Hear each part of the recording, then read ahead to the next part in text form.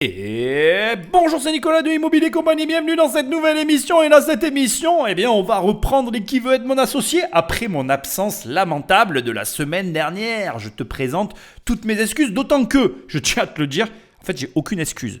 Tout était prêt, mais en fait en ce moment je travaille sur peut-être trop de projets en même temps, je veux bien le reconnaître, je suis un petit peu débordé, j'arrive d'ailleurs pas à revoir le jour. Et en fait du coup... j'ai juste oublié d'appuyer sur publier. Donc tu auras l'épisode de la semaine dernière, la semaine prochaine, ce qui explique les explications de cette semaine. J'espère que tout est clair. J'ai réussi à dire ça d'un seul trait, je sais pas comment j'ai fait. Et du coup cette semaine, on va quand même analyser un Qui veut être mon associé en attendant d'avoir celui de la semaine prochaine. Bref, t'as compris, c'est pas très compliqué, mais je suis sûr que t'as tout suivi. À part ça, je te rappelle l'usage, laisse-moi des étoiles et un commentaire là où tu m'écoutes, ou alors tu prends le téléphone d'un ami et tu l'abonnes sauvagement à l'émission. Ça ne change pas, les années passent et le discours reste le même. Et là, je viens de recevoir une notification, va savoir pourquoi, mais je vais la valider parce qu'on me demande de la valider. Bon, comme ça, c'est du direct, tu vois ce qui se passe en même temps. L'émission, elle est toute chaude, elle vient d'être faite. Voilà. Enfin, et comme d'habitude, tu vas sur immobiliercompagnie.com, dans l'onglet livres, il y a mes livres, dans l'onglet formation, il y a mes formations, qui ne sont plus disponibles parce qu'elles sont encore en modification, ne m'en veux pas pour ça, mais bientôt ça reviendra. Et sinon, il y a les coachings, où là, tu peux toujours réserver un appel avec moi et travailler sur le projet de ton choix, sachant que bien évidemment, il faut que tu m'envoies les éléments et je mets mon cerveau à ta disposition. Tu m'ordonnes et j'exécute. Je peux trouver toutes les solutions à tous tes problèmes, surtout s'ils sont bancaires, mais tu fais comme tu as envie, hein. Ça te regarde. Bref, sans plus de transition, Patrick Menetto. Ah mais il y a du monde déjà. Ah mais nous on a des invités aussi, c'est cool ça. C'est sympa. Non mesdames, vous pouvez pas rester là, c'est un plateau. On a été invités nous aussi. Les mains de mamie. Bonsoir. Bonsoir. Bonsoir. Bon, c'est vous qui avez fait tous ces beaux vêtements? Eh oui. Bah oui. Alors qu'est-ce que ça peut être comme business? On voit une Il y a box boîte de là, une livraison. box. Je pense que c'est. tu commandes un pull et il y a une mamie Voilà, qui te le c'est fait. ça. Voilà. C'est ça. Et la mamie est dans la Ah oui, box. La mamie dans la box, livraison. C'est Pas mamie box. encore, mais c'est en prévision ça aussi. Non, vous pouvez repartir en fait, ça y est, on a discuté, C'est bon, on a tout là. C'est quoi la valo? Bonjour à tous, Bonjour. Bonjour.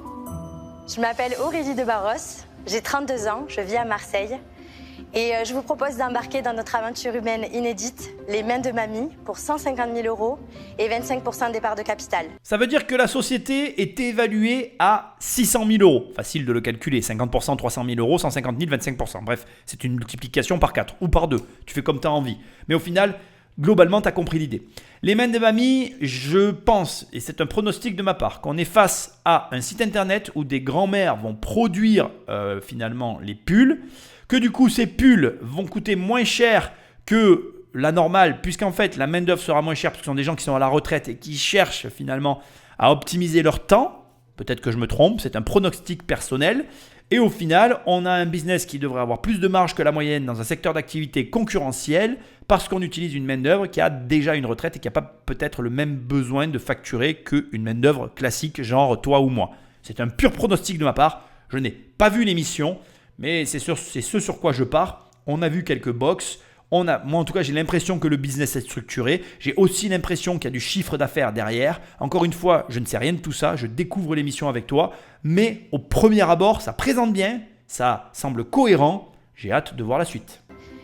Avant de vous parler de mon projet, il faut d'abord que je vous parle de ma grand-mère paternelle, la Olinda. Ma mamie, c'était une femme exceptionnelle. Elle est coquette, elle est courageuse. Elle a un goût prononcé pour la punchline à faire rougir Jean-Pierre Nadier. Mais surtout, elle était petite main de tailleur et elle avait un savoir-faire exceptionnel en tricot, crochet et couture. J'ai souhaité apprendre avec elle son savoir-faire. Donc on a passé de nombreux après-midi ensemble. Et ces moments de transmission ont été formidables pour moi puisque j'en ai appris beaucoup sur elle, sur les combats qu'elle avait menés dans sa vie, qui elle était. Et moi, c'est un souvenir qui est très fort pour moi. Mais aujourd'hui, ma grand-mère, elle ne peut plus se souvenir de cela parce qu'elle a Alzheimer depuis 6 ans.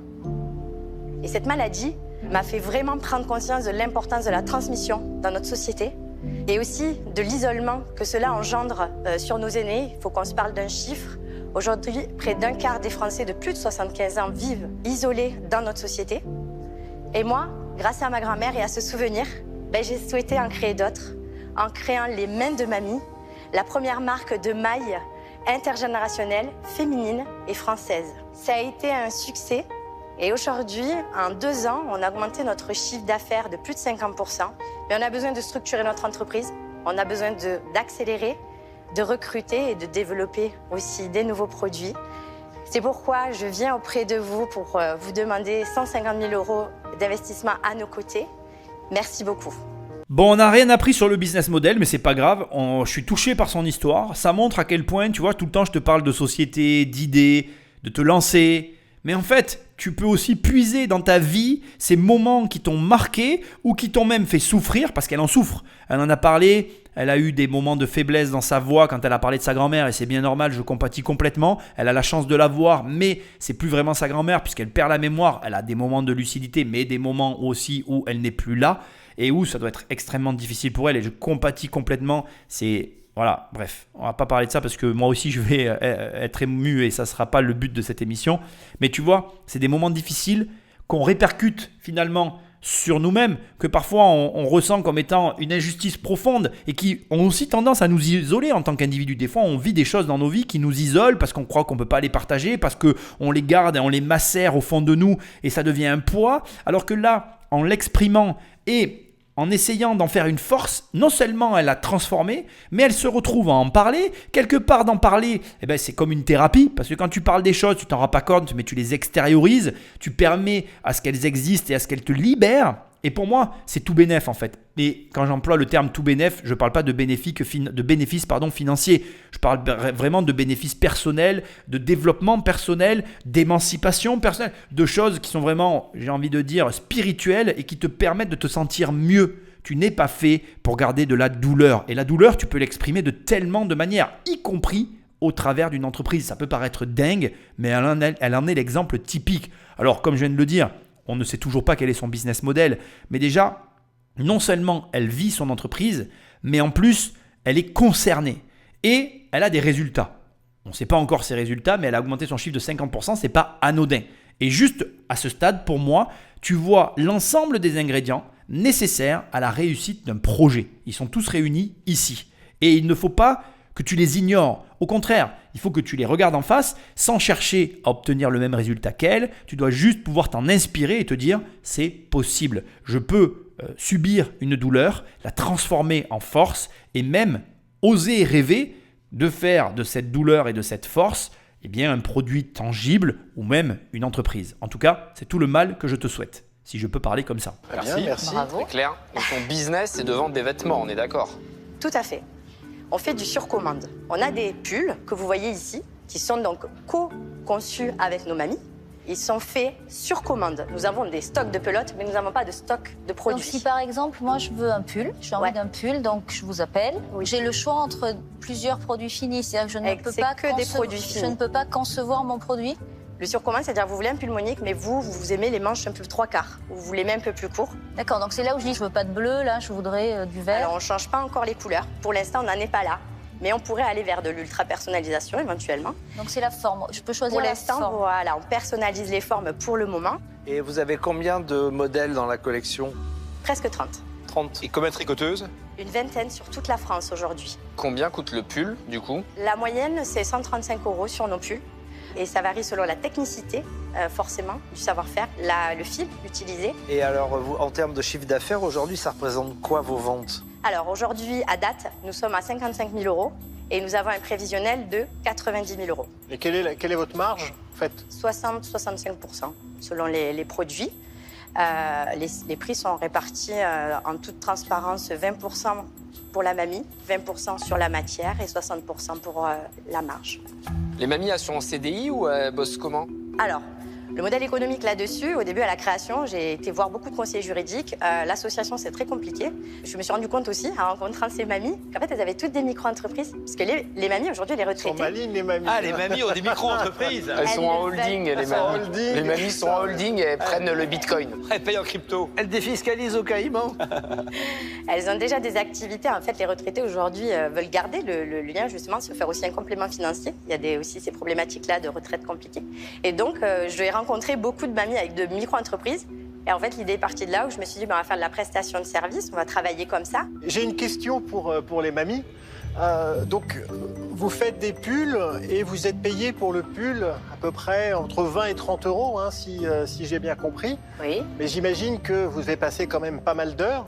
Comment vous voyez ça, un petit peu comme un complément? Est-ce que vous êtes satisfaite du prix? Parce que le prix horaire, je pense que vous ne faites pas un pull en 2 heures, j'imagine? Non, il nous faut à peu près, on va dire 4 à 16 jours en moyenne. Oui, Pour donc, 30 euros. Pour 30 euros. À peu près, oui, mais il faut savoir quand même que ce sont des compléments de retraite. On est Bien tous sûr. des retraités, donc on a d'autres activités, on fait plein de choses. Et puis ça vous permet de faire quelque chose. Exactement. Et vous pourriez m'apprendre là à Mais faire un volontiers. point? Alors moi, personnellement, je fais du crochet, là. D'accord, Et bah. ça peut être crochet, ça peut être tricot. Au contraire, avec grand plaisir. Prenez Allez, je vais place. me mettre au milieu. Alors ça, faut immortaliser parce que le roi de la crypto en train de tricoter, celle-là, je la rate pas. Ouais. Reconversion inattendue. On prend une maille, on passe le fil et on sort tout. D'accord.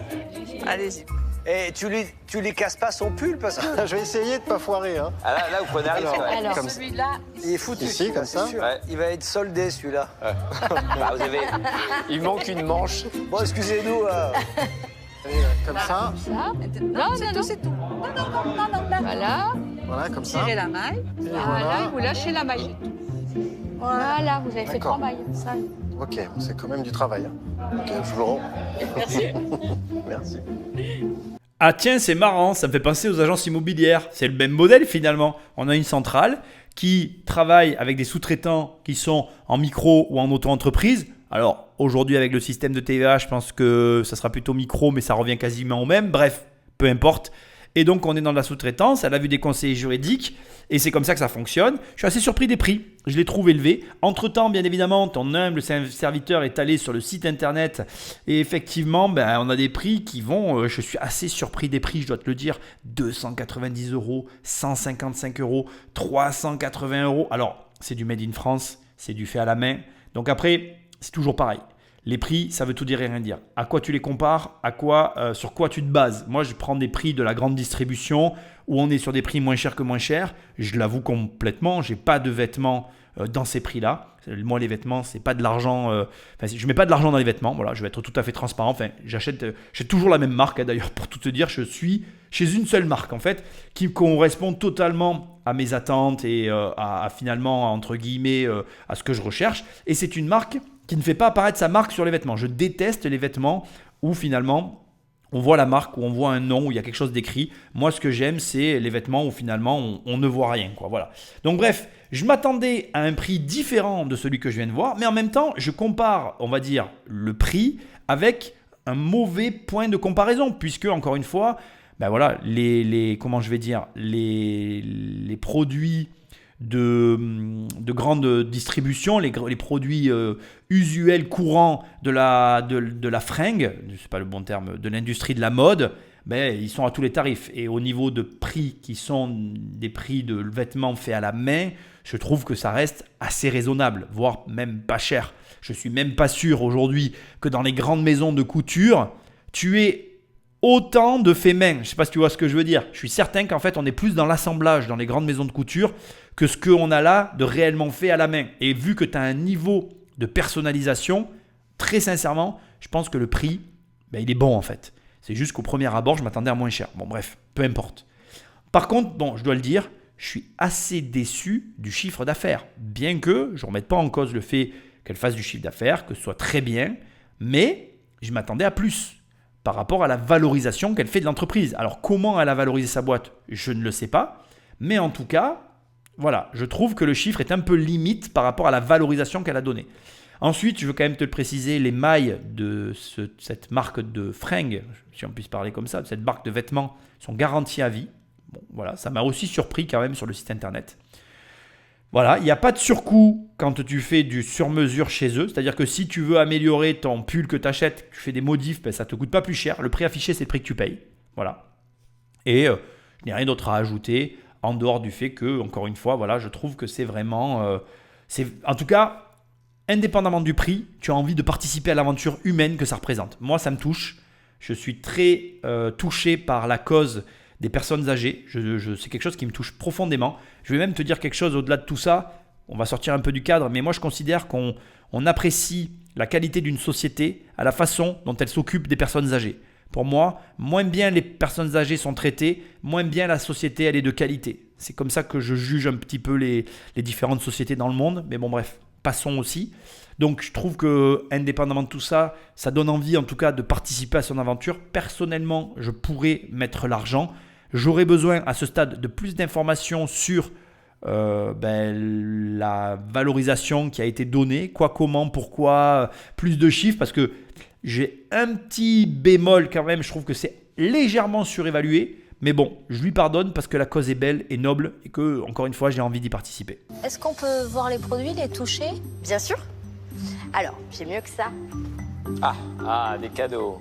Bon, on peut dire quand même que c'est un échec total pour Eric. Hein, qui a... Non, il a fait 3 mailles. Il a fait 3 mailles. 3 mailles. 3 mailles. Voilà. Encore 30 000 et il y avait un pull. Pourtant, la maille, ça le connaît. Pas mal. Ah, il est doux celui-là. Ah, c'est un bonnet. Ah non, c'est un bonnet. Un grand bonnet alors. Regarde, c'est un débardeur. Alors, Le slip, c'est pour Eric. ils ont été personnalisés. Très bien, merci beaucoup. On vous les a fait exceptionnellement. Non. Ah, c'est gentil. C'est vraiment gentil. Oh, j'adore, moi, le bleu marine, c'est ma couleur préférée. Ah bah, c'est une écharpe. Est-ce que la collection, ça va pas à l'encontre finalement ou à contrario de ce qu'on voudrait voir lorsqu'on fait appel donc à une mamie? Parce qu'une mamie, c'est quelqu'un qui transmet au travers du tricot de l'amour parce qu'elle y a passé du temps, elle a consacré du temps pour toi. Et donc en général, on va essayer de personnaliser un petit peu les pulls. Est-ce que c'est pas une évolution possible de ton modèle ou est-ce que ça n'a rien à voir parce que toi, tu es vraiment sur la collection? En fait, les Melmamie, tout est possible. C'est-à-dire qu'aujourd'hui, on en est à un stade où on peut soit accentuer la personnalisation sur la collection, en effet. On peut aussi développer d'autres produits parce qu'aujourd'hui, les clientes n'achètent pas qu'un pull, comme vous dites, elles achètent aussi un savoir-faire.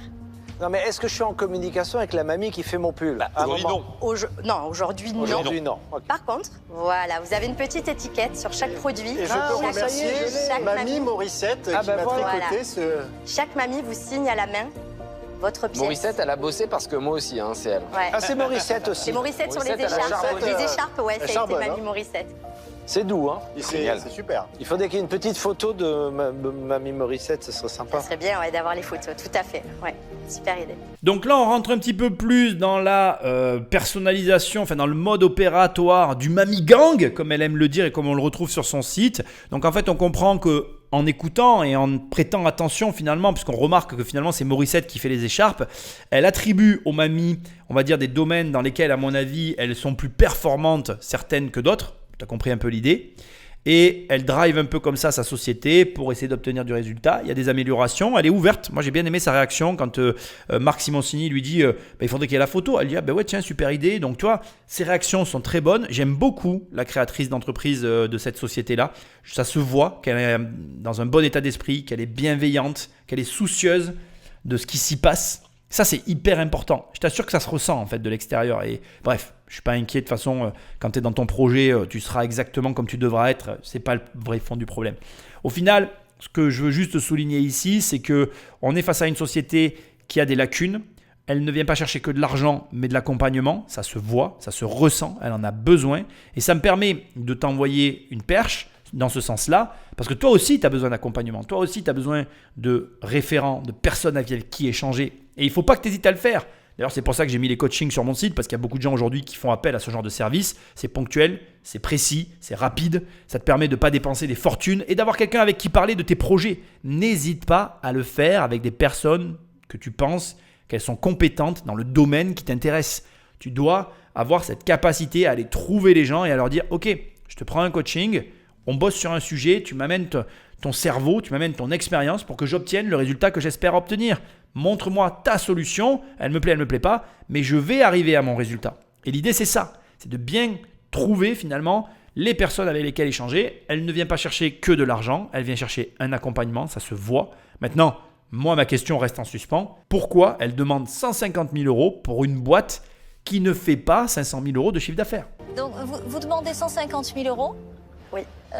Pour faire quoi? Qu'est-ce que vous voulez en faire? Déjà, recruter, développer, par exemple, personnalisation sur mesure pourrait très bien développer le site internet justement en ce sens, donc il y a tout à faire. Beaucoup de choses à faire. Si je peux me permettre, ça reste effectivement de la maille, c'est vrai, mais c'est aussi un fil conducteur, c'est-à-dire de l'ancienne génération vers les générations à venir. C'est ça qui est Et puis formidable. ça fait partie aussi actuellement de tout ce qui est les économies d'énergie, de ce qui est durable, c'est-à-dire qu'on ne va pas payer trop cher un vêtement si on peut le faire soi-même à la maison, c'est tellement mieux. Bon, je suis pas commerciale, hein, mais Si, je parle. vous faites très bien. Mais vous avez une bonne base. Voilà. Non, non. On l'a trouvé. Ça me fait penser à Jean-Pierre, je sais pas pourquoi. Je pense qu'il y a un truc Il y a un entre truc vous. entre hein. vous, là. C'est, On va s'associer et monter. bon, bah, on va vous dire ce qu'on en pense. Alors, c'est vrai que vous avez bâti un fil conducteur à partir de valeurs qu'on a connues, nous, on va dire, l'ancienne génération quand on était petit. Donc vous aidez ce lien à se recréer, donc je pense que c'est très bien. En revanche, moi, j'ai un peu de mal à comprendre pourquoi vous voulez aller plus vite et pour aller où. Je pense qu'aujourd'hui, votre modèle, il est artisanal et que c'est très bien comme ça, pour moi. Donc je vais devoir passer. Delphine nous donne Du point de vue de Delphine, on est sur un modèle artisanal qui doit rester artisanal. Elle ne comprend pas pourquoi elle veut aller plus vite. Et finalement, c'est vrai que quand elle pose la question sur l'argent, et je vais quand même te donner mon avis, la réponse n'est pas, à mon sens, satisfaisante. Puisque comme je te le répète à chaque fois, l'embauche, ce n'est pas un bon argument. Développer des fonctionnalités sur le site. Bon, ok, audible, mais je ne trouve pas que ce soit non plus vraiment essentiel. Ou en tout cas, un élément à mettre en avant lors d'une levée de fonds.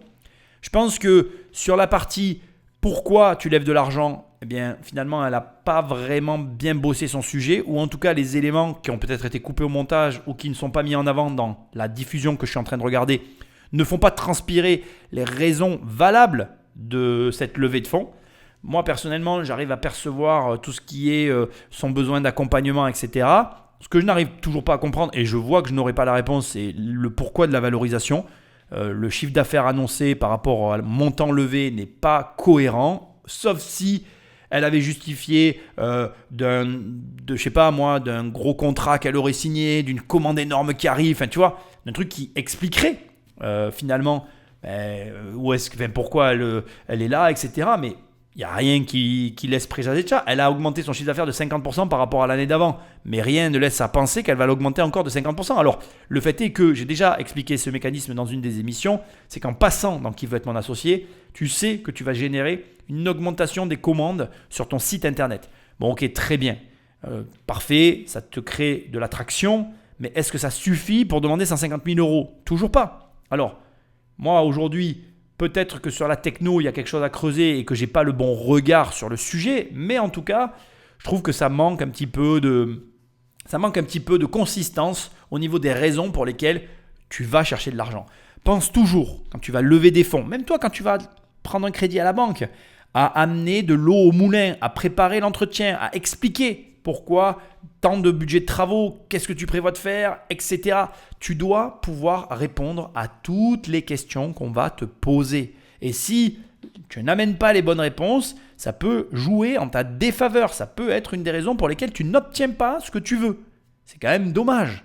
Donc là, pour moi, même si Delphine n'amène pas, à mon sens, une très bonne argumentation sur le pourquoi elle ne veut pas financer le projet, en même temps, je dois avouer aussi que de l'autre côté, l'argumentation, de mon point de vue, n'est pas très claire sur le pourquoi et le comment. Surtout, on en arrive à un pareil montant. Mais peut-être qu'on va avoir des explications, même si j'en doute, je l'espère. Moi, je suis embêté parce qu'évidemment, vous êtes formidable, on est devant un truc formidable. On est obligé de se dire qu'il faut aider ce genre d'initiative, mais franchement, si la mission s'appelait Est-ce que tu veux être mon ami, vous auriez votre place, quoi. Et là, voulez-vous être mon associé? Donc on pense pognon, on pense rentabilité, coût chiffre d'affaires. Enfin, ça me met assez mal à l'aise, en fait, parce que vous n'avez pas fait ça pour ça. Et donc, moi, ça me met dans une position un peu ambiguë où je ne trouve pas vraiment ma place. Donc je ne vais pas le faire, mais je pense que vous tenez un truc et qu'avec pas beaucoup de moyens, vous allez pouvoir le faire grossir très vite dans l'esprit qui est le vôtre, qui n'est pas un esprit de pure entreprise qu'elle a pour gagner de l'argent. Ne perdez pas le fil, restez dans votre logique et essayez de trouver des moyens alternatifs où il y a plus de liens, moins de pognon, mais plus d'âme. Moi, si j'étais vous, c'est ce que je ferais. Ok, merci pour vos conseils. Et en même temps, malgré que je t'adore, Marc, c'est compliqué ton affaire parce qu'il lui faut quand même de l'argent. Donc effectivement, il ne faut pas perdre le fil. J'apprécie tout le jeu de mots qu'il peut y avoir derrière cette remarque. Mais en même temps, ça ne me paraît pas du tout, mais alors du tout, être la bonne réponse. Aucun projet ne se développe sans argent. Et en même temps, je peux entendre ce qu'il dit. Je l'entends modérément, même voire très peu. Mais je comprends son mal-être vis-à-vis de la situation. Mais je ne comprends pas la réponse en fait. Dis-lui que le modèle ne crache pas assez de fric, mais qu'en même temps, ce n'est pas les propos que tu as envie d'entendre face à ce genre d'initiative, ce que je peux tout à fait entendre et comprendre. Maintenant, le malheur, c'est qu'il lui faut de l'argent pour se développer. Fais aussi très attention à ça. Il y a effectivement des projets où l'argent n'a pas la meilleure place. En tout cas, ne va pas présenter la meilleure argumentation au niveau du projet global. C'est typiquement le cas ici, c'est-à-dire qu'on est dans un projet qui veut promouvoir des valeurs fondamentales, essentielles à la société, à l'amour. Bref, toi-même tu sais, tu vois très bien de quoi on parle depuis le début. Je pense qu'on a tous été émus par cette histoire. Mais le malheur, il faut quand même le dire aussi haut et fort, moi j'ai pas peur de le dire, c'est qu'il faut de l'argent. Tu ne peux pas faire en sorte qu'une société existe sans qu'il n'y ait de l'argent. Or, la marque, quelque part, ça l'arrange bien de se cacher derrière la morale. En même temps, il oublie quand même de préciser que ces vieilles dames qui travaillent grâce aux mains de mamie, elles sont très contentes d'avoir ce revenu, même si, d'une certaine manière, comme ils l'ont fait remarquer, ça ne paraît pas équitable, etc., etc. Donc, c'est délicat. Marc n'a peut-être pas le courage de ses positions, ou en tout cas de manifester ses attentes financières vis-à-vis d'un modèle qui se veut social. Mais le malheur, et je pense que c'est un des problèmes fondamentaux de notre société, le social ne doit pas exclure la comptabilité. C'est pas parce que tu veux faire du social que tu dépenses ton pognon n'importe comment. Et c'est un peu la maladie de la France. C'est parce qu'on fait du social qu'on ne regarde pas l'argent. Voilà le résultat. Donc là, je suis désolé Marc, je suis obligé de me manifester un petit peu peut-être virulemment et je m'en excuse. Mais c'est pas bien ce qu'on est en train de faire parce que tu alimentes la manière de penser française qui consiste à dire l'argent n'a pas sa place partout. Mais là où il n'y a pas l'argent, il n'y a pas de projet. Donc il faut dire les choses comme elles sont. Donc ça veut dire qu'en fait, on est en train de dire à nos aînés, ah ben non, désolé, vous êtes nos aînés, vous vous débrouillez mais sans argent. Non mais en fait, c'est une utopie, c'est une idiotie. Ils ont besoin d'argent pour survivre. Ils ont besoin d'argent pour compléter leur retraite. Donc, et balayer ça d'un revers de la main, sous couvert du social, c'est du foutage de gueule. Je suis désolé, pardonnez ma vulgarité, mais c'est ce que je pense. Et j'en ai un peu marre qu'on ne puisse pas parler de sujets sérieux, financiers, parce que, non, tu comprends, la morale, l'éthique, à un moment donné, malgré la morale, malgré l'éthique, il faut du pognon pour que ça existe. Donc moi je pose la question, on fait comment ? J'espère que quelqu'un va financer, parce qu'alors là, ça ne me plairait pas sinon. Très très bon pitch. En fait, vous êtes une belle entrepreneuse, dans le sens noble du terme. Vous arrivez à transmettre des émotions, vous êtes passionné par ce que vous faites. Le Mamie Gang, je trouve ça génial. Il manque plus qu'un peu de Booba derrière en son et on est au top. Vous avez vraiment une mission humaine qui est très forte, qui fait du sens. Ça lutte contre la consommation excessive, plein de vêtements qu'on va acheter, qu'on va jeter. On sait que la mode, c'est la 3e industrie la plus polluante dans le monde. Donc vous avez vraiment quelque chose à défendre. Pour autant, une belle mission ne fait pas toujours un beau business. Et un peu comme Marc, je suis embêté parce qu'on a envie de vous aider, mais j'ai peur qu'en mettant de l'argent comme on le fait en mode start-up, moi je vous mette trop de pression, comme je vais le faire avec des entrepreneurs qui sont là pour faire de l'argent alors que c'est pas votre combat. Je pense pas être le bon actionnaire ou le bon investisseur pour vous aider. Maintenant, à titre personnel et hors investissement, si je peux servir à quoi que ce soit, vous aider à travailler sur la marque, sur les réseaux sociaux, vous mettre en avant, vous pouvez vraiment compter sur moi parce que je trouve la mission magnifique et vous êtes magnifiquement bien entouré. Merci beaucoup. Et si la pression, c'est ce qu'il lui faut pour que le projet explose et qu'elle passe à l'étage supérieur ? Pour moi, c'est la première fois que je vois des prises de position comme étant un manque de courage. Alors, je ne les juge pas parce que c'est facile, moi je suis derrière un écran, je regarde une émission qui est filtrée, refiltrée, redécoupée, on me montre ce qu'on a envie, il me manque la moitié des éléments. Encore une fois, ma position, et j'en ai complètement conscience, elle n'a aucune valeur. Je préfère te le dire. Moi, encore une fois, j'essaye de t'aider au travers de ces exemples. Mais là, je suis tellement en désaccord avec tout ce qui est en train de se dire qu'on pourrait croire que je critique, alors que pour moi, là, il y a une prise de position courageuse qui doit être faite parce que le projet a du sens, tout le monde le reconnaît, mais personne ne le fait. Ça me désole un peu. Maintenant, encore une fois, je n'ai pas tous les éléments. La critique est facile, l'action, l'art est difficile. Donc, je me garderai bien de critiquer, même si j'en donne l'apparence. Ce qui me dérange vraiment profondément, encore une fois, c'est que on a des besoins, tous différents. Là, on a quelqu'un qui a tout. Pour moi, à mon sens, elle a tout pour y arriver.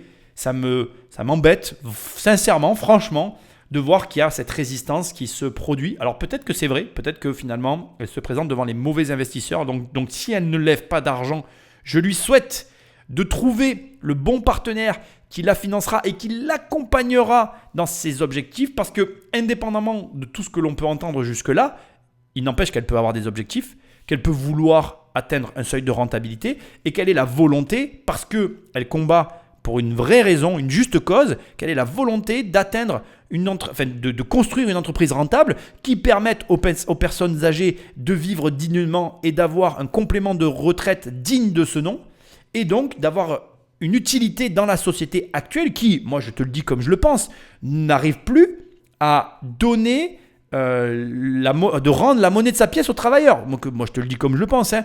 Même si tu as une retraite, elle sera ridiculement basse en France. Tu vas faire quoi? Ça te concerne en fait.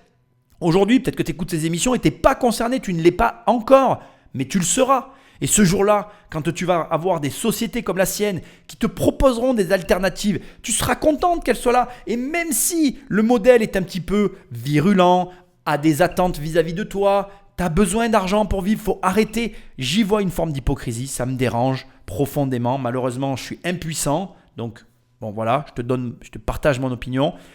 Après, soyons clairs, il y a des prises de position qui sont difficiles à prendre. Il faut du courage dans la vie. C'est pas toujours facile, j'en ai conscience.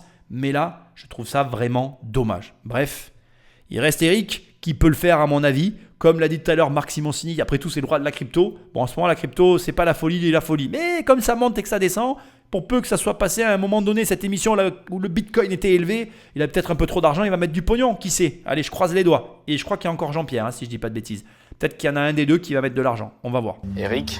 C'est un beau projet qui est pas commun parce qu'effectivement, en général, quand on achète des vêtements, on ne sait pas d'où ils viennent.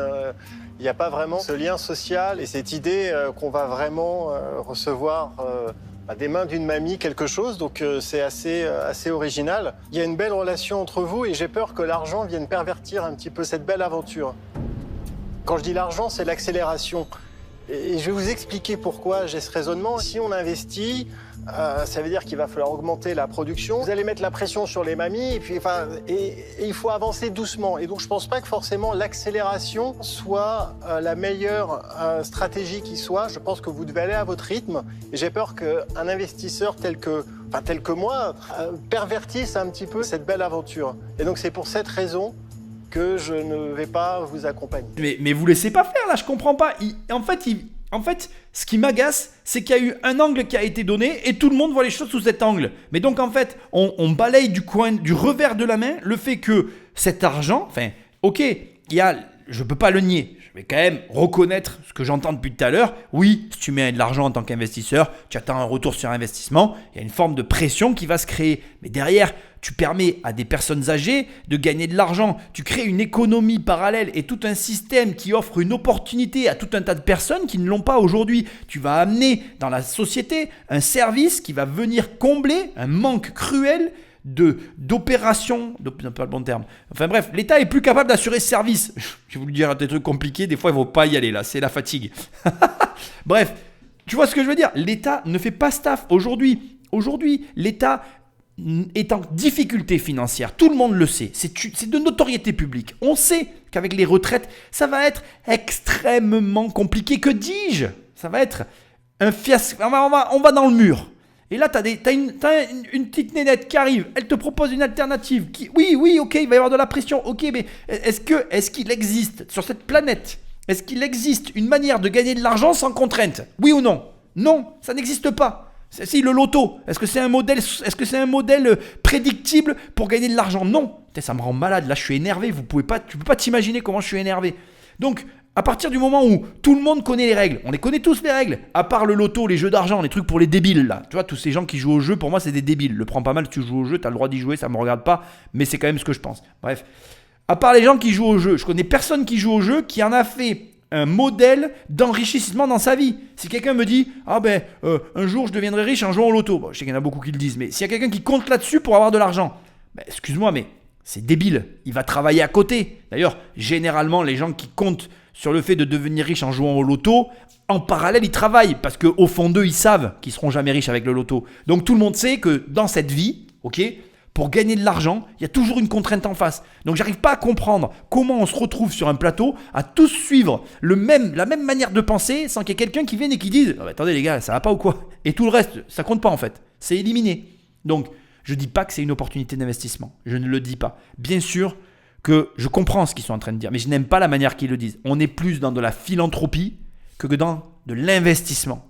Mais la réalité, c'est que peut-être qu'entre les deux, il y a quelque chose à trouver. Peut-être que si tu t'y mets, en dosant la chose, en négociant un peu avec elle, vous pourriez arriver à trouver un point d'entente qui permette à ce que, sans qu'on tombe dans la rentabilité extrême, on arrive à trouver un juste équilibre qui permette d'un côté à l'entreprise de dégager du profit, ce qu'elle a l'air de faire malgré tout, parce qu'elle a quand même 60% de marge, c'est pas tout le monde qui arrive à les avoir, au passage, et de l'autre côté, qui permettent aux mamies d'avoir un travail. Moi, je suis un petit peu désespéré de voir la tournure qu'est en train de prendre l'émission. J'espère, mais il ne reste plus que Jean-Pierre, hein, c'est le dernier espoir, c'est la dernière ligne droite. Je vais croiser les doigts, et puis je vais espérer, il ne reste que ça. Non, mais moi, je pense que l'idée de la collection, en fait, c'est la fausse bonne idée. Parce que quelque part, on ne voit pas les gens qui tricotent. C'est-à-dire que là, ce qui est intéressant, c'est qu'on voit évidemment qu'il y a un supplément d'âme qui est incarné, là, c'est le moins qu'on puisse dire. Mais lorsque je vais aller acheter un pull au Galeries Lafayette, j'aurai la marque et le nom de mamie, j'aurai un petit mot, mais je n'ai pas ce rapport humain. Et en fait, ce que tu as réussi donc, à mettre en avant et qui est très bien fait donc, dans ton pitch, on ne le retrouve pas forcément dans le produit de la collection. C'est pour ça que moi, dans ma stratégie, je ferai une plateforme dans laquelle, effectivement, donc, les gens pourraient s'inscrire. Je ferai le Blablacar en fait du tricot et on créerait du liant et on personnaliserait les pulls parce que si c'est pour avoir le même pull que tout le monde, bah, autant aller acheter un pull. Alors que si je peux avoir un pull un peu différent, par les couleurs, par le format. Et donc ça change complètement parce qu'en fait, aujourd'hui, on est dans une ère aussi où on veut personnaliser les choses. Donc en fait, il y a deux notions. Il y a le supplément d'âme donné par la tricoteuse et il y a le fait de pouvoir personnaliser. Et là, ça pourrait aussi créer un petit logiciel qui permette de le faire. Donc il y aurait un peu de techno au-delà de la dimension humaine. Et là, il y aurait une logique de scalabilité parce qu'on pourrait dire qu'il y a 300 tricoteuses qui s'inscrivent chaque mois et que donc on a une puissance de frappe très importante. Voilà. Et donc je pense que soit on reste comme ça et on grossit gentiment et on passe de 20 tricoteuses à 40, soit on veut vraiment accélérer, et auquel cas, effectivement, donc l'argent que vous cherchez à trouver a une logique. Voilà, donc, je crois qu'une mamie a fini un pull depuis que... Moi, je serais soit vous restez comme ça, soit vous faites le Google du donc, pull. Je termine. Donc, donc, du coup, moi, je serais prêt éventuellement donc, à m'associer donc, avec vous. Si on fait le pivot que j'ai indiqué, et pour 150 000 €, je pense que la valo, il faut un peu la réajuster. Je voudrais 35%. Donc, parce que je veux avoir une part importante, puisque je veux m'associer à la stratégie. Voilà, maintenant, je comprendrais très bien que ce ne soit pas la vôtre, ma stratégie. Hein. Je résume la situation, peut-être. Tu es arrivé ici en demandant 150 000 € pour 25%. Jean-Pierre te fait la proposition de te donner les 150 000 € contre 35%, si tu es prête à pivoter et avoir un modèle plus scalable de plateforme. Qu'est-ce que vous feriez, vous ? Moi, je penserais oui. Moi, je le fais. Est-ce que vous m'aimez bien, c'est pour ça? Parce que je vous ai trouvé tout à fait sympathique. Non, mais il y a un truc qui se passe. Il y a un truc là. Non, mais j'ai bien vu que ça... Ah bon? Ouais. Bande de jaloux. C'est ça. Mais tout d'abord, je voudrais vous remercier pour vos précieux conseils. Et j'accepte la proposition de Jean-Pierre. Mais oui, bravo, bravo. Mais oui, Jean-Pierre. On va pivoter. Bon, je vais saluer tout le gang. Hein. Merci. Merci beaucoup. Merci à vous. Merci pour le soutien psychologique. Là, vous avez été extrêmement efficace. Hein. Merci. On se voit très vite là, pour le plan RH. Ah oui. Bravo les filles, bravo. Bon, je me suis pas énervé pour rien. Il y aura eu quand même Jean-Pierre qui va avoir levé le portefeuille. Bravo à lui. Bien évidemment, bon, ben, comme tu l'as vu, il a manifesté une stratégie parce que pour lui, actuellement, en l'état, eh bien, c'est pas envisageable comme les autres pour des raisons évidentes de scalabilité. En gros, la non-visibilité qu'il a par rapport au modèle actuel de pouvoir accélérer pour espérer récupérer son capital. Je vais te le dire sans aucun détour et sans te faire durer le suspense. Je n'ai trouvé aucune trace d'aucun investissement dans cette société. Alors soit j'ai mal cherché, soit ça n'est pas visible. Mais en tout cas, dans ce que moi j'ai vu, je n'ai pas vu l'investissement de Jean-Pierre, mais j'espère me tromper comme à chaque fois. Ceci étant, je le rappelle tout le temps, mais dans ces émissions, malheureusement, ou heureusement d'ailleurs, je ne sais pas comment il faut le dire, mais on n'a pas les éléments comptables, on n'a pas l'ensemble des éléments sur les sociétés, sinon les émissions seraient inregardables, elles ne seraient pas comme elles sont là, c'est-à-dire un petit peu fun, un petit peu légère.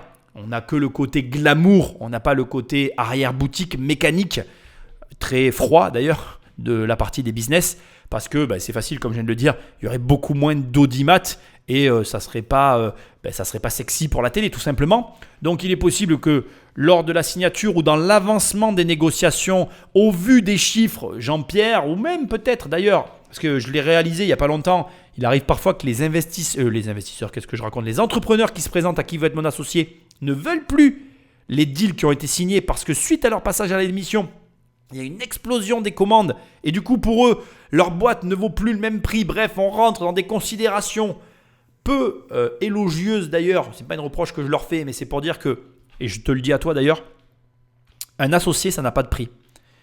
Ça, c'est un truc que je n'ai pas le souvenir de l'avoir déjà dit dans une émission, donc je vais en profiter pour le dire. Un associé, ça n'a pas de prix. Parfois, il vaut mieux vendre à perte et avoir un associé que ne pas avoir d'associé. Je sais que la plupart des gens ne voient pas les choses sous cet angle-là, que certains vont même me dire « Ouais, mais tu t'associes, tu prends un risque, ça peut partir en couille, etc. » Oui, c'est vrai, pardonnez mon expression vulgaire, désolé, c'est sorti tout seul. Ça peut partir en bibrine, c'est vrai. Mais le truc, c'est que ce que vous ne voyez pas, c'est tout ce que ça peut vous apporter. Et ce que ça peut vous apporter, même quand ça part en eau de boudin, ça a tellement plus de valeur que de n'avoir personne qu'en fait, vous devriez tous vous associer. C'est la meilleure chose que je vous souhaite. C'est ce qui rapporte le plus dans la vie, c'est les associés. Ça vous ouvre à de nouveaux horizons, ça vous permet de faire de nouvelles choses. Enfin, c'est que du bénéfice, même dans le négatif. Et le truc, c'est ça en fait, c'est que je pense que les entrepreneurs s'accrochent parfois trop à leur projet, il y a trop d'affect, ils le voient trop comme quelque chose d'énorme alors que ça ne l'est pas. Et cette façon de s'y accrocher, ça les conduit malheureusement à passer à côté de l'association. Donc ne passe pas à côté de l'association, associe-toi. C'est ce qui t'amènera au plus haut niveau, au-delà même de tes rêves les plus fous. Et franchement, je suis quand même impressionné par ce qu'elle a fait. Je continue de croire et de penser que c'est quand même de notoriété publique, d'utilité publique, que c'est le genre de société qui mérite de se développer et qui mérite d'avoir de l'argent, parce que sans argent, ça n'existe pas, et que c'est l'argent malgré tout qui permet à ce genre d'aventure d'exister dans le temps. Et d'ailleurs, si tu écoutes cette émission, je pense que toi comme moi, on devrait tous acheter un produit chez eux, ne serait-ce même qu'une écharpe, je suis sur leur site, tu vois, en même temps que je te parle. Je pense que franchement, ça vaut le coup pour soutenir. Enfin voilà, quand tu dépenses de l'argent dans une société, tu votes. Donc ça vaut le coup de leur donner ce que tu es prêt à mettre pour que la société puisse exister. Alors certes, on n'est pas dans des tarifs, on va dire, entrée de gamme. On est plutôt dans du moyen de gamme, proche du haut de gamme, mais entre nous, encore une fois, je le redis, c'est quand même du fait main et du fait maison, made in France. Donc ça vaut ce prix-là pour moi. Il n'y a pas d'hésitation et on devrait tous prendre un produit parce que franchement, tu soutiens ce genre d'initiative qui mérite de s'étendre, qui mérite de gagner de l'argent pour justement permettre aux mamies d'avoir un complément de retraite et de vivre décemment. Enfin, en tout cas, c'est ce que je pense. Tu feras comme tu veux, je ne serai pas là pour le voir, mais je t'incite grandement à le faire. Je t'assure que j'ai aucun lien d'affiliation, j'ai rien. Je le fais par pure compassion et parce qu'encore une fois, son histoire m'a touché et que je trouve qu'on sera tous un jour une personne âgée et peut-être, on ne sait pas, on sera très heureux d'avoir la possibilité de travailler avec ce genre de société qui nous permettra de vivre dignement. Parce qu'on a tous besoin d'argent, ne t'en déplaise. Bref, je vais te laisser avec le mot de la fin qui ne sera pas le mien pour une fois, mais plutôt le sien, parce que ça m'a vraiment touché cette émission. Et que je pense qu'elle a vraiment une mission et que je pense qu'on a tous un moyen d'y participer, c'est de lui commander un pull. Et pour le coup, je n'ai rien d'autre à dire. Donc, tu tapes lesmainsdemamie.com, donc tout attaché, lesmainsdemamie.com, et tu commandes une pièce, n'importe laquelle, et tu la soutiens parce qu'elle le mérite et parce que c'est le genre de société qui doit prendre de l'ampleur dans notre société pour permettre à toutes nos personnes âgées de vivre dignement. Like, partage au plus grand nombre et bravo à elle. Mais quand je dis à elle, c'est pas que à la fondatrice, c'est à toutes les mains de toutes ces mamies qui font des pulls, qui font des vêtements Parce qu'en fait, elles méritent tout ce qu'elles ont fait dans leur vie et ce qu'elles font encore aujourd'hui, parce que franchement, c'est du mérite dont il est question. Et dans tous les sens du terme, bravo à elles tous, et à elle, y compris la fondatrice, d'avoir créé cette société. Enfin bref, je suis ému. Merci à toi, merci à eux, merci à vous. Je pense forcément à ma grand-mère, la Olinda, qui, je sais, ne comprend pas ce qui se passe et elle est dans sa bulle. Aujourd'hui, tout ça, je le fais pour elle, parce que c'est elle qui a été le déclic à toute cette histoire. Je sais qu'elle aurait été fière, mais bon. C'est comme ça, il fallait ça aussi, pour transformer ces événements douloureux en force.